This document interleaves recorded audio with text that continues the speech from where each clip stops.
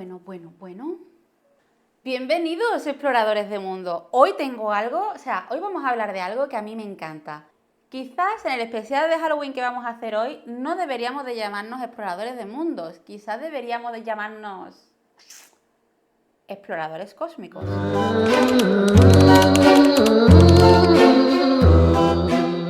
Yo supongo que tras esto ya sabéis de qué vamos a hablar hoy. Y es que vamos a hablar de uno de los personajes más importantes del terror cósmico. Uno de los autores más influyentes en el género del terror, siendo uno de los precursores del terror cósmico y un poco controversial si lo leemos quizás a día de hoy. Hoy vamos a viajar a la vida y obra de nuestro querido Lovecraft.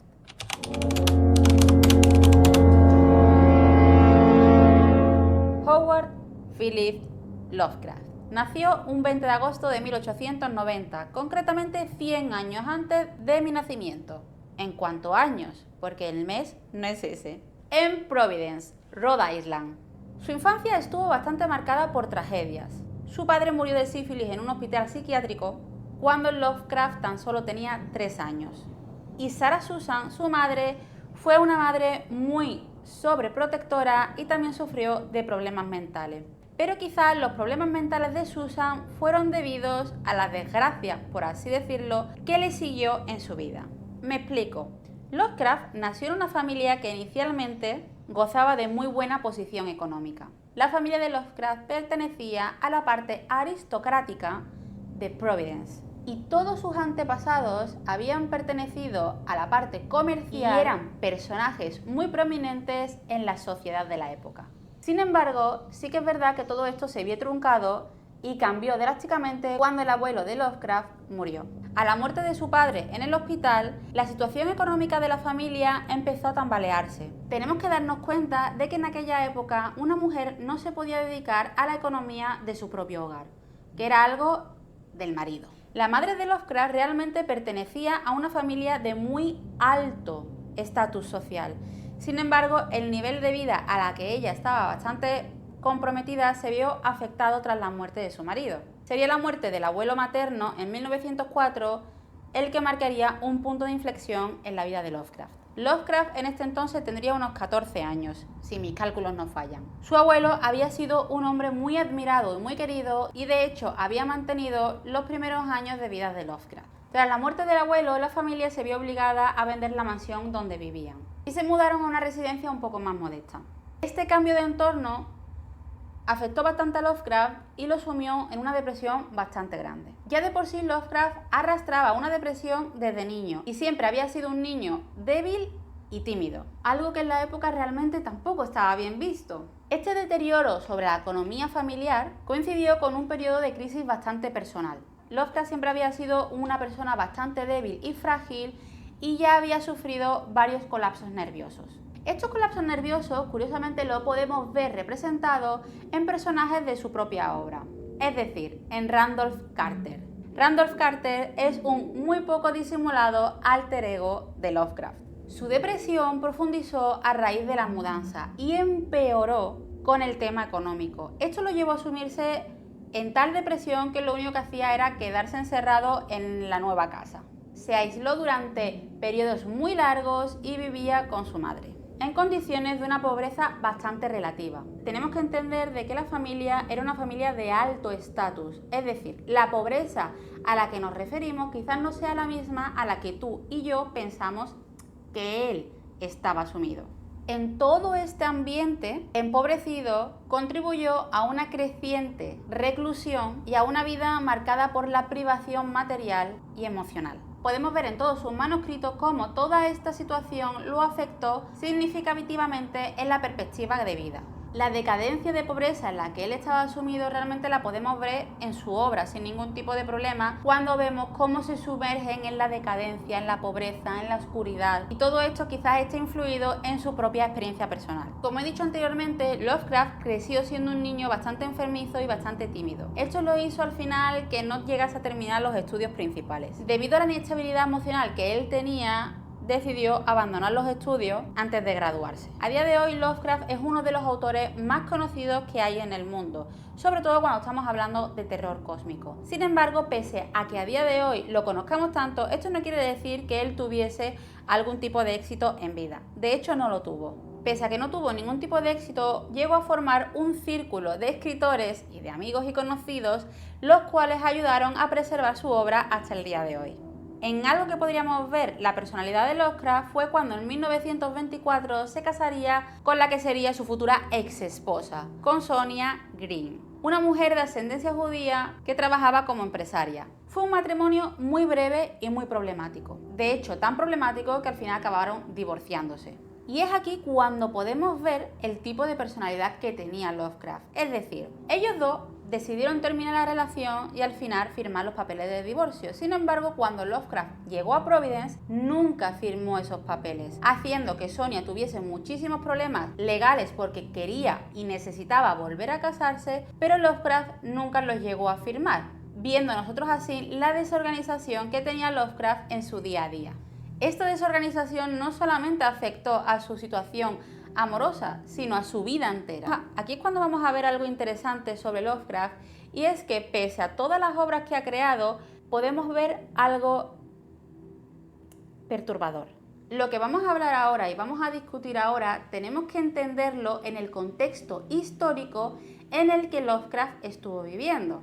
Y con esto no quiero decir que yo lo defienda ni mucho menos. De hecho, cuando tú lees los textos de Lovecraft te das cuenta de a lo que me refiero. Uno de los aspectos más discutidos que hay alrededor del autor es no solamente el racismo, sino la xenofobia que podemos ver en todos sus textos. Y de hecho llega un punto en el que cada vez es peor. A lo largo de su vida expresó opiniones supremacistas blancas. Y no se cortó un pelo en asumir ese desprecio hacia las personas de otras razas. En las cartas que él escribía se refiere a las personas no blancas de manera muy despectiva. Uno de los ejemplos más notorios donde podemos ver su racismo es On the Creation of Nigger, de 1912, donde describe a las personas negras como personas subhumanas. Una perspectiva espantosa incluso para ese tiempo. Entendemos y entiendo el contexto histórico en el que él está, pero también hay que entender de que llegados a cierto punto la mentalidad fue cambiando. Por lo tanto, el cómo él hablaba y el cómo él describía a las personas ya para ese tiempo era demasiado. Siempre fue demasiado, pero ¿me entendéis lo que quiero decir? No solamente en esto, sino que todos los personajes que no son blancos o europeos son descritos de maneras muy exageradas. Y cuando hablo de maneras muy exageradas es de manera muy negativa en sus obras. Utiliza términos muy raciales para subrayar la deformidad, la degeneración, etcétera, etcétera. Incluso personajes malvados o degenerados que no son humanos utiliza un lenguaje que se usaba para describir ideas racistas. Un ejemplo es en las ratas de las paredes y en el nombre que usa para describir a uno de los gatos. El gato se llama Niggerman. De hecho, en la vida real, cuando él se muda a la nueva casa, tiene un gato y lo llama así. Muchos de nosotros los lectores, cuando leemos los relatos, a veces se nos hace un poco difícil el disfrutar del todo de la lectura, sobre todo cuando ves ciertas descripciones. Sí que es verdad que en mi caso, al haber estudiado Bellas Artes, estoy bastante acostumbrada a separar el autor de la obra. Porque si yo no separo el autor de la obra o veo el contexto histórico en el que está metido, al final no puedo disfrutar de dicha obra. Yo suelo hacer eso bastante, sobre todo cuando estamos hablando de autores metidos en un contexto histórico bastante potente. Autores actuales con la mentalidad de hoy día y con la ideología de hoy día, sí que es verdad que si tienen este tipo de pensamiento, yo personalmente evito leerlos lo máximo posible, porque no hay una excusa válida para ello. A pesar de todos estos aspectos controversiales que tiene Lovecraft, sí que es de admirar que dejó una marca que durará para toda la vida, porque además creó un mundo desde cero que a día de hoy se sigue expandiendo. El terror cósmico no es un terror que se centra en cosas paranormales o en monstruos normales y corrientes. Se basa en una idea de que el universo es un sitio vasto, frío, hostil, y fundamentalmente es indiferente a nuestra existencia, a la existencia humana. Entre sus obras más importantes podemos ver La llamada de Cthulhu, que yo lo llamo Cthulhu, aunque es Cthulhu o Tulu, ¿cómo lo llamáis vosotros? Que es una criatura que está dormida en el fondo del océano, que realmente lo que hace es representar la pequeñez humana frente a los dioses. La llamada de Cthulhu realmente es como la piedra angular de toda la obra de Lovecraft, es decir, todo el círculo lovecraftiano se basa en este dios. Luego tenemos una de las obras que más me gustan y que me encantaría de verdad que hiciesen la película, Las montañas de la locura, donde una expedición de científicos en la Antártida descubren alienígenas que habían influido en la vida humana. Luego tenemos La sombra de Innsmouth, que relata la historia de un joven que descubre como híbridos humanos y criaturas marinas en una ciudad costera de Nueva Inglaterra. Aquí es donde está mezclando realmente el terror sobrenatural al mestizaje. Quizás otro de los indicios de las preocupaciones racistas que tenía. Lovecraft era conocido por tener sueños y pesadillas extremadamente vívidas que influenciaron profundamente su trabajo. De hecho, él mismo admitió que muchas de sus historias surgieron de estas experiencias oníricas. Lovecraft sufría lo que hoy podría llamarse parálisis del sueño, una condición en la que uno se encuentra entre el sueño y la vigilia, siendo incapaz de moverse mientras experimenta alucinaciones. Este fenómeno, que mezcla sueños y realidad de una forma aterradora, fue una fuente clave de inspiración para los horrores cósmicos que desarrolló en su obra. En varias cartas que Lovecraft envió a sus amigos y colegas, describía cómo sus pesadillas le proporcionaban material para su relato. Por ejemplo, en su historia La declaración de Randolph Carter, se inspiró en un sueño en el que él mismo descendía a una tumba con un compañero, solo para que este compañero desapareciera entre las sombras. Otro ejemplo se encuentra en Polaris, una historia directamente derivada de un sueño en el que Lovecraft observaba una ciudad desde una torre, incapaz de moverse mientras algo ominoso se cernía sobre él. Quizás una de sus experiencias más impactantes fue un sueño recurrente de un horror reptante, que se manifestaba como una sombra amorfa, y que después lo inspiraría para crear sus monstruos indescriptibles, como Tulu o Nyarlathotep. Este último, Nyarlathotep, está basado en un sueño en el que Lovecraft veía a un hombre de aspecto siniestro caminando por las calles, causando caos y destrucción a su paso. Las criaturas y deidades de su mitología suelen tener características surrealistas, imposibles de describir en su totalidad, lo que refleja la naturaleza nebulosa de los sueños y pesadillas. De hecho, en un vídeo anterior yo os hablo de Nyarlathotep, en el vídeo en el que os pregunto cuál es la criatura más poderosa del mundo de Lovecraft. Fue el propio Lovecraft el que estaba fascinado por el mundo de los sueños, llegando a crear una serie de relatos conocidos como las historias del ciclo onírico. En esta serie, las historias ocurren en un vasto y fantástico reino de los sueños, llamado la Tierra de los Sueños. Obras como La búsqueda onírica de la desconocida Kadath exploran este universo paralelo que mezcla lo real con lo onírico. Este reino se inspiraba en los mundos que él mismo visitaba en sus sueños, lo que demuestra hasta qué punto su vida nocturna se entrelazaba con su producción literaria. Con todo esto, Lovecraft consideraba los sueños como una vía de acceso a realidades ocultas y verdades cósmicas. En su filosofía de horror cósmico, el universo era un lugar frío e indiferente, y los humanos eran insignificantes frente a fuerzas y entidades cósmicas incomprensibles. A menudo, sus personajes experimentan revelaciones terroríficas sobre el universo mientras están soñando o bajo estados alterados de conciencia, lo que refleja la propia visión que Lovecraft tenía de los sueños como algo más que simples manifestaciones subconscientes. Es muy curioso porque los sueños de Lovecraft no solo le proporcionaban el contenido para sus historias, sino que también servían como vehículo para expresar su profunda sensación de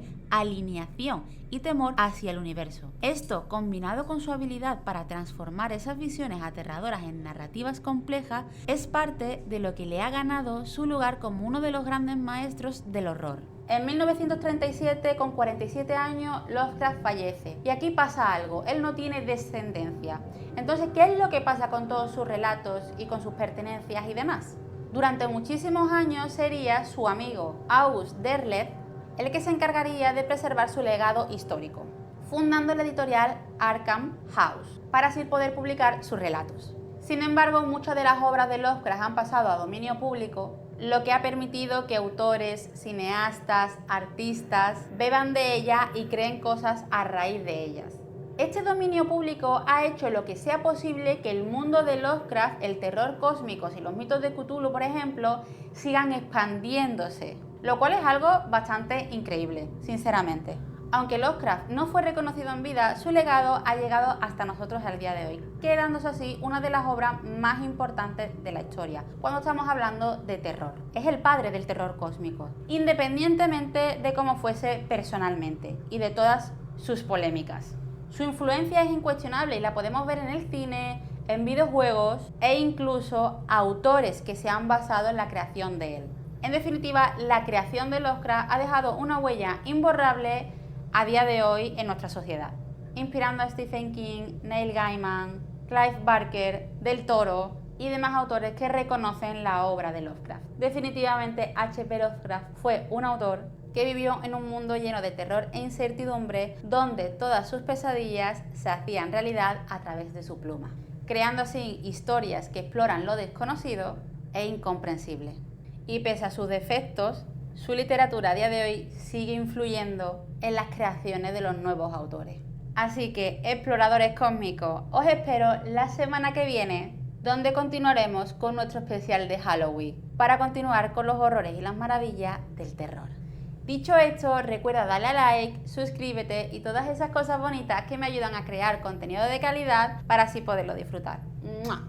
¡Chao!